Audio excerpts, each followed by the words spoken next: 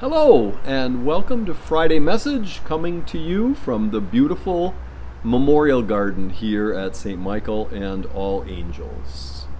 Our scripture readings this weekend speak about prophets. Now that's prophets with a PH, not prophets with an F, like what you try to get on your money. Prophets with a PH are ones like Ezekiel that we hear about in the first reading for this Sunday. We hear about Ezekiel's call as a prophet.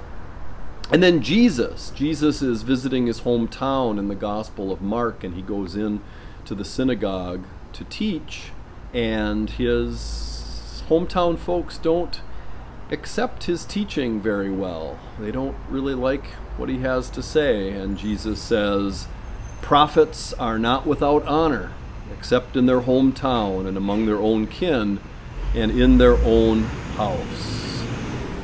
Prophets speak the truth. Prophets speak the sometimes hard truth, and they are not always accepted. In our Bible study, we were talking about the prophets, and somebody asked the questions. Well, they said first, we hear about prophets in the Old Testament, and we hear about Jesus today and his encounter in his hometown. And the person asked the question, are there prophets with us today? Are there prophets among us today? And we talked about that a little bit, and we agreed that there are, and we named some of them. There was a recent piece in the New Yorker about the ghost forest that stands in New York City's Madison Square Park. A ghost forest is a dead woodland that was once vibrant and living.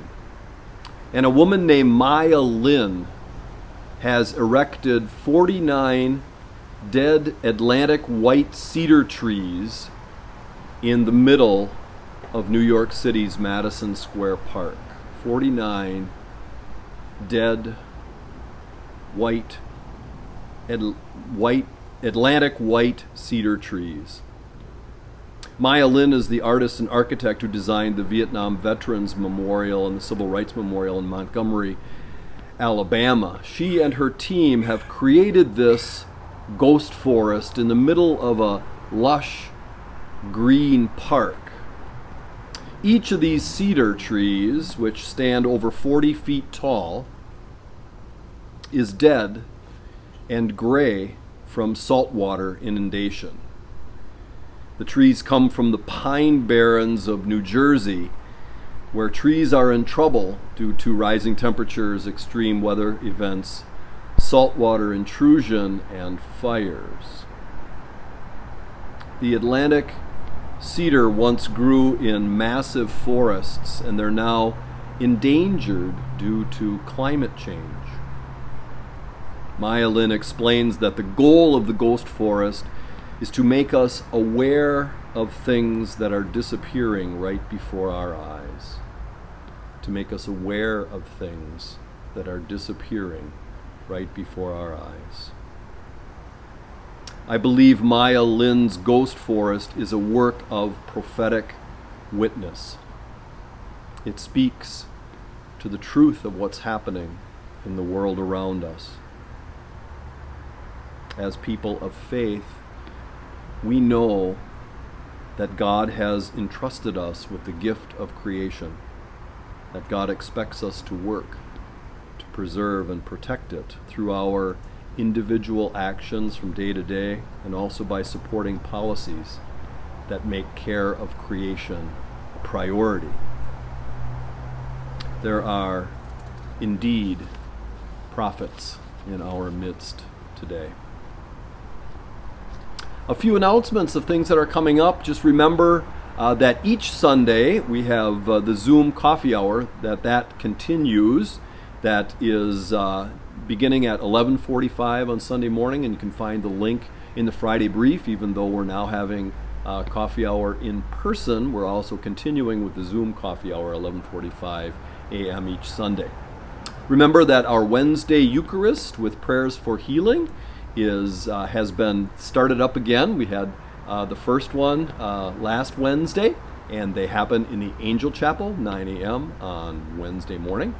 Also, remember this Wednesday we're having prayer and potluck. 6 o'clock evening prayer in church with a potluck to follow. We'll be cooking out hamburgers and hot dogs. You can bring a dish to pass if you are able to do that. Please RSVP so we know how many people are coming, so we know how much food to get. You can RSVP by emailing Susan in the office or by calling. Also, if you can let Susan know if you're bringing a dish to pass, that would be very helpful. And there's also a sign-up sheet in the parish hall if you want to sign up with the item that you're going to bring for the prayer and potluck this Wednesday evening. Just one last thing about that. I had mentioned last Sunday that we were going to try to do tours of the new office. As a part of that, I found out this week that we're not able to do office tours. We're not able to do that until we have our certificate of occupancy for the new office. So those tours will take place once the job is complete and we have our certificate of occupancy. We'll be giving tours. So be safe and well, and God bless you.